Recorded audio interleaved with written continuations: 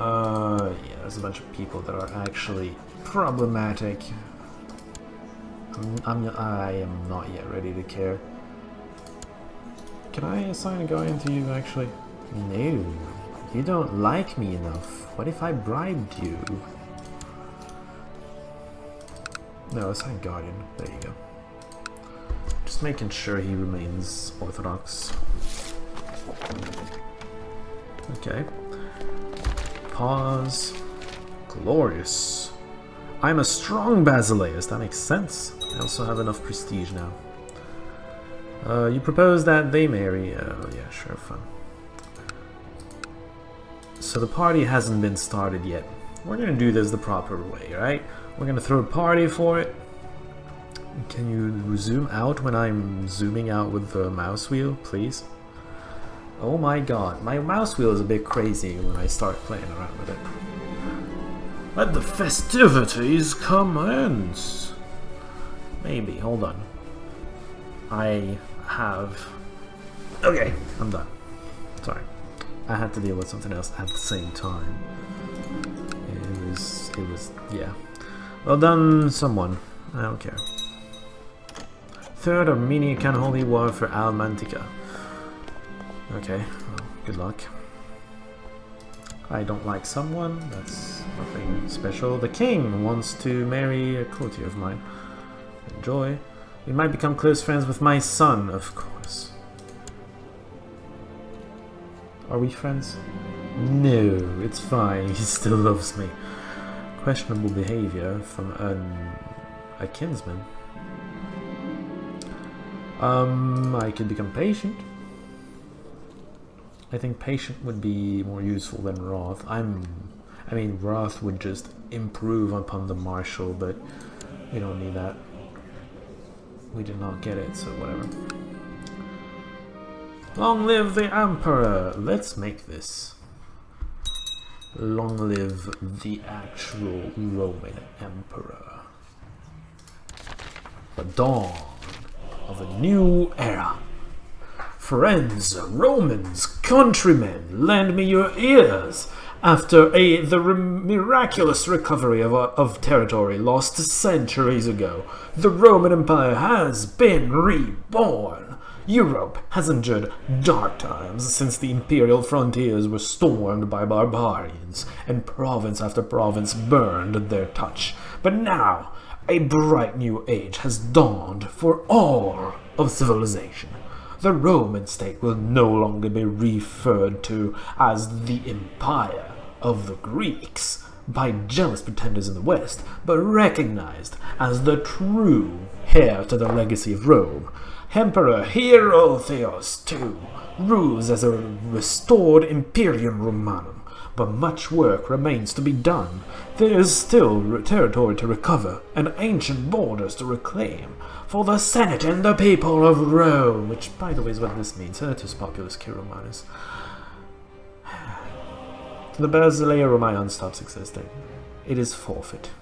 But I become Augustus, the glorious Augustus, and I'm granted the Roman Empire, which has a lot more Sahara than it used to, and a lot less Gaul than it used to, and Iberia and whatnot. Whatever. Germania. That's a thing. Now, I guess they changed the name of the Holy Roman Empire because they can't pretend to be the Roman Empire anymore. So it became Germania because Germans. It became representative of what they are. Stewardship is much more your forte than intrigue. I should maybe try to marry you off. Oh, King of England.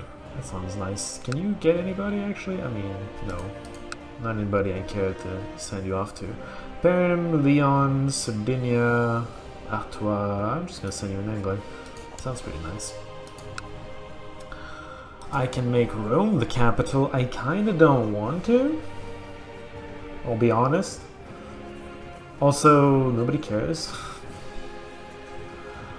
I should probably own Rome, but I don't. And I don't care. Constantinople is a fine capital, isn't it? My entire, like, well, half of it My entire domain is there. Well, most of it. Again, I lost like half of it. Not lost, but I gave it away. Anyway. I think that's gonna be it for me, though, with this project. So I'm just gonna... I mean, I could keep going. I've been playing a little bit like I am gonna keep playing with, you know, just playing politics, trying to get this to pass. It's... oh, I have to do it again. The vote wasn't done when I did this, and since this is a new title, the vote wasn't actually on. I'll have to do it again. But yeah, I've been playing like I'm gonna keep going. I'm not gonna keep going. This project has been long enough, and we did accomplish the goal we set out to accomplish. Now, this is the beauty of this game. The game ends when you decide that it ends. Of course, there's like a limit. There's a time limit to it, but generally speaking, it is very rare that you're going to play the entirety of it.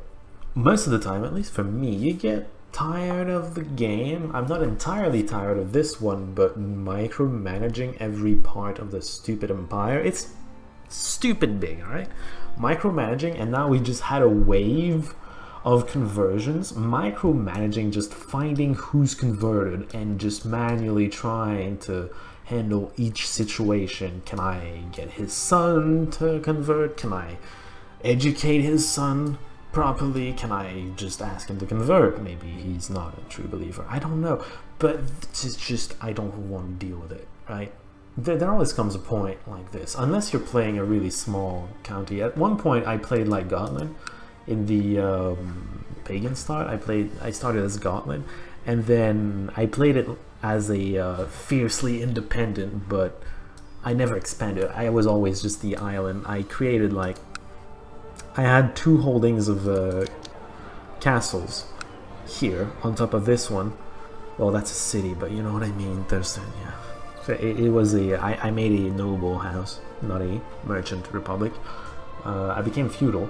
And then I had like 3 feudal counties, so I had my 3 flanks covered with 3 levies. I could not afford the heck of it. Whatever. There wasn't this mechanic here that could give me a chance to expand this, because you didn't have this many counties before. And anyway, yeah, I was playing at this. I was the most powerful Norse person there is. In fact, I stopped that game because it became boring at some point, and it became boring at some point because at some point the game stops allowing you to sail the rivers. So I did not have access to the inlands of France, Germania. I could not just cross Russia to get into the Mediterranean this way. I had to like go around the very, very, very long way that I didn't want to go around. So it kind of became a lot more boring. That was a fun game though. This as well with the Roman Empire. I'm like talking about other games that you've never seen. Roman Empire, that was really fun. And in fact, I usually do a review of games after my projects. This is a really, really fun game. This game blew my mind when I got to it, because I had already played strategy games. I had already played grand strategy games. The first Paradox game I played was Europa Universalis 3, which was fun. It had its limits, but it was very fun. And then I discovered this thing because someone in my someone studying history with me actually started. I saw someone playing this on his laptop. I was like, oh, that looks like fun. It looks like Europa Universalis, but it looks different a little. And he kind of explained what it was. That was around the time of the Old Gods. So I discovered this game around the Old Gods. My mind was blown away. That just... Because I think I explained it before in the project, but this is like the grand strategy, but you're not this entity on the map. You're not the Roman Empire. You're a person, right? I could lose the empire to some other guy. I would still survive. I have lands all around here. I have a domain. I would be fine, right? And I could just keep going and try to rebuild or do something else or whatever, what have you. It's fine. I could have lost to the stupid plague, because if the plague had killed all my dynasty, I would be dead. I'm this big on the map. I can still lose the game. It doesn't matter how big you are on the map, right? That's not what makes you survive. I mean, it can help. It can definitely help as far as wars go, but it doesn't make you survive, right? I don't know, it just kind of blew my mind. And all the micromanagement and the dealing with all the peoples, and then also recently they added politics. Just playing politics, trying to manipulate the council to do what you're bidding can be fun at times. I mean, it can also be frustrating, obviously, but you know, politics, that's how it works. It's very rewarding when things go your way, and it's very disappointing when your guy doesn't win. Always that way. Anyway, and then the mod makes, I mean, I've been playing this mod so long, I don't even know what the base game looks like at this point. I know it has all of India, and India looks smaller than it needs to be because they had to like cramp the map and whatnot, and it's kind of silly looking. But I never really played an Indian. I tried a little bit.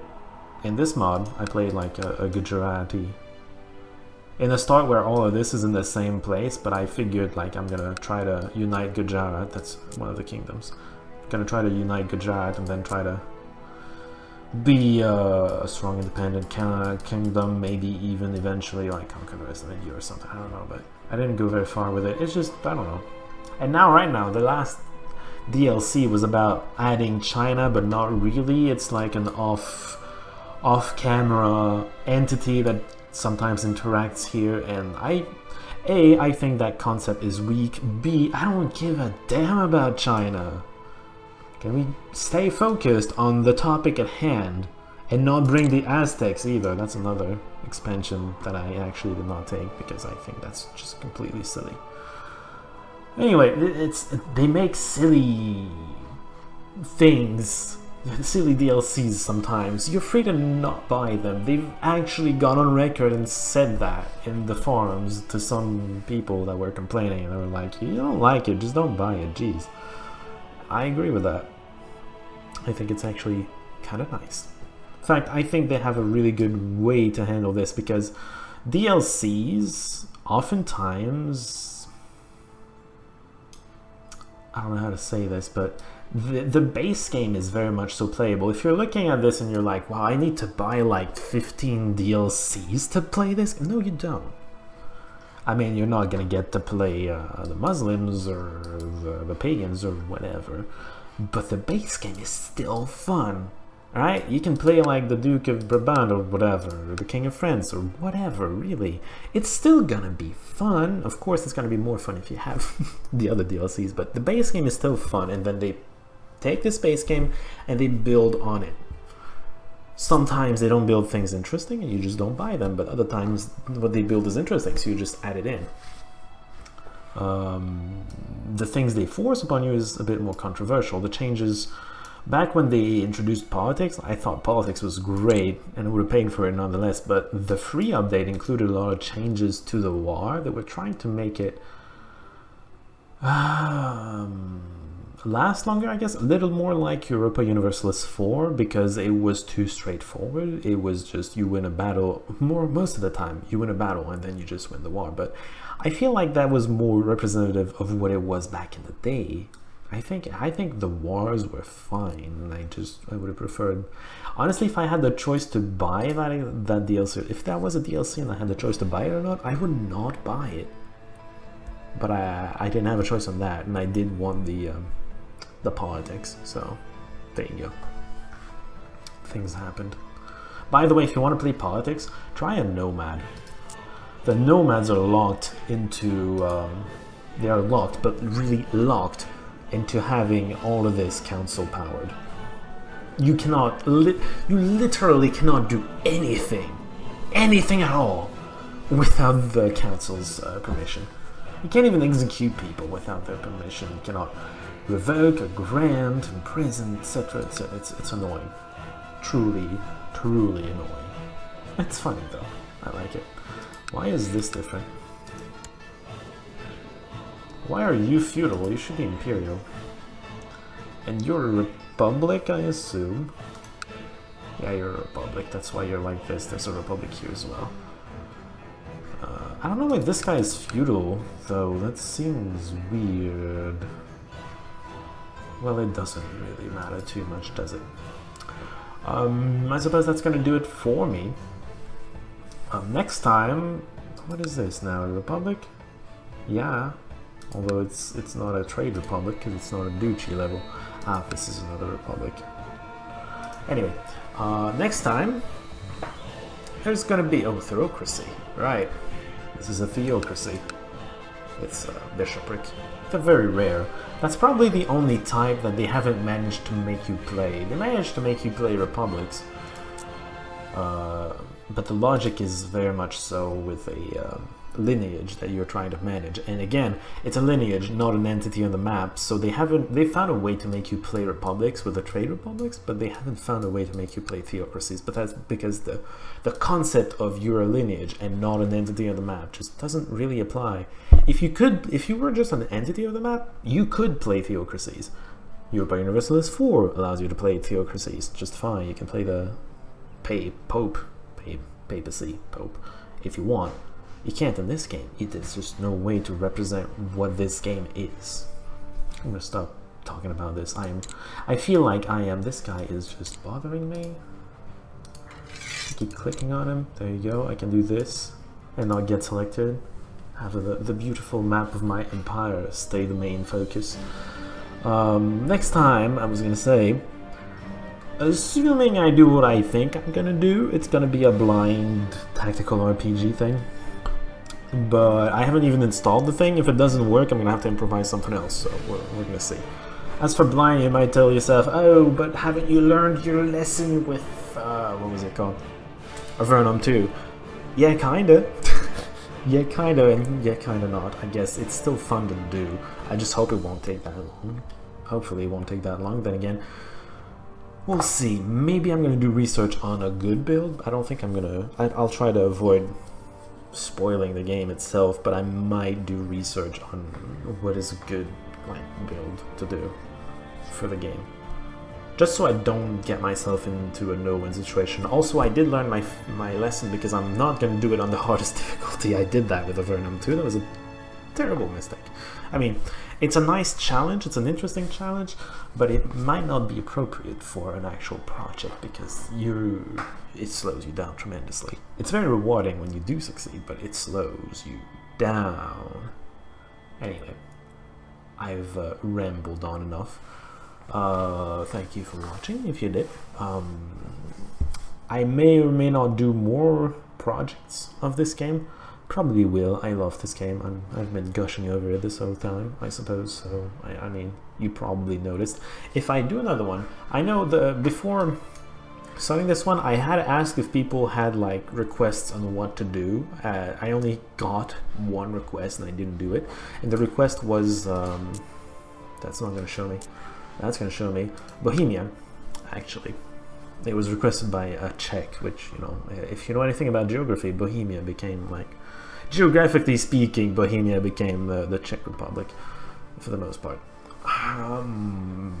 So that's not very surprising, but yeah, I might actually do that and do a game completely differently, where I'm a vassal of the Empire, and I try to just, as much as possible, maintain Bohemia into direct control and not necessarily expand beyond that, but I try to play politics in the Holy Roman Empire and really expand my political influence into it, and then maybe try to make the empire convert into a heresy of some sort. So, you know, playing with the politics, playing with the religions, not necessarily expanding at all. That's not really the goal.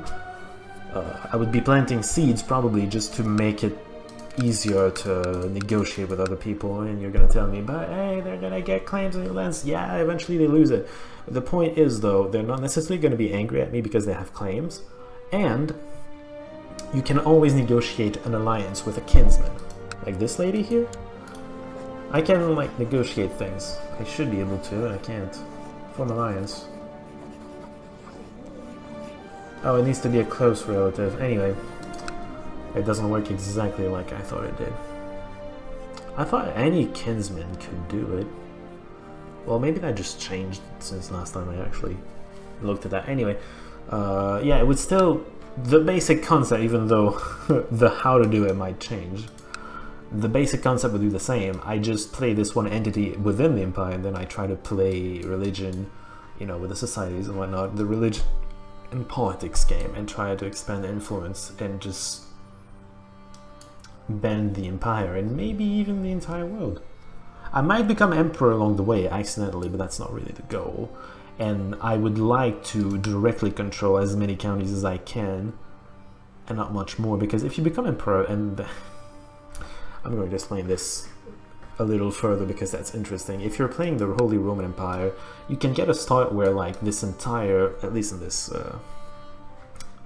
this mod, you can play a start where all of this belongs to, like, Luxembourg or something. There's a big one here, and there's another big one like Bavaria over here. There are, like, very large duchies, but if they become emperor, if they stop, because this is elective, if they stop becoming emperors later on, the game doesn't necessarily remember that all these people belong to him. It's gonna give him his de jure things, and then the rest are just like vassals, direct vassals of the emperor. They stop being his vassals. Becoming emperor kind of breaks down your lands, and that's why I don't really care about the rest of the land, but I want to directly own as much of my land as possible and have this very centralized, very few vassal, because this was a game with very many vassals and you had to manage the vassals and blah blah blah blah blah blah blah. I'm gonna have as few vassals as possible, just concentrated, powerful, centralized state right here, and play the politics and religion. I was thinking that could be nice. I could do other things as well. If you have a suggestion for an eventual project, that would be welcome. Of course, the next Paradox game I do is probably going to be Universalis 4, because the Mayu 2.0 has dropped a long time ago. Actually, I actually mentioned it early in this project, but it dropped and it's kind of interesting. I haven't played that much of it. I haven't had that much time, and I've been playing other things anyway. But it's still kind of interesting, and I want to take a look at that. The game has evolved a lot since the first time I did a project, because I did a project on release. Not my brightest idea, but, you know, whatever. I didn't even know how war worked, and I did it wrong. My apologies. Anyway, I'm gonna stop rambling. I'm gonna stop. If you have suggestions, throw them out there. I mean, I didn't do the one suggestion I got, but I'm planning on doing it unless I get more inspiring suggestions. We're gonna see what inspires me once I decide to do it. I don't even know when I would be doing it. Eventually, I suppose.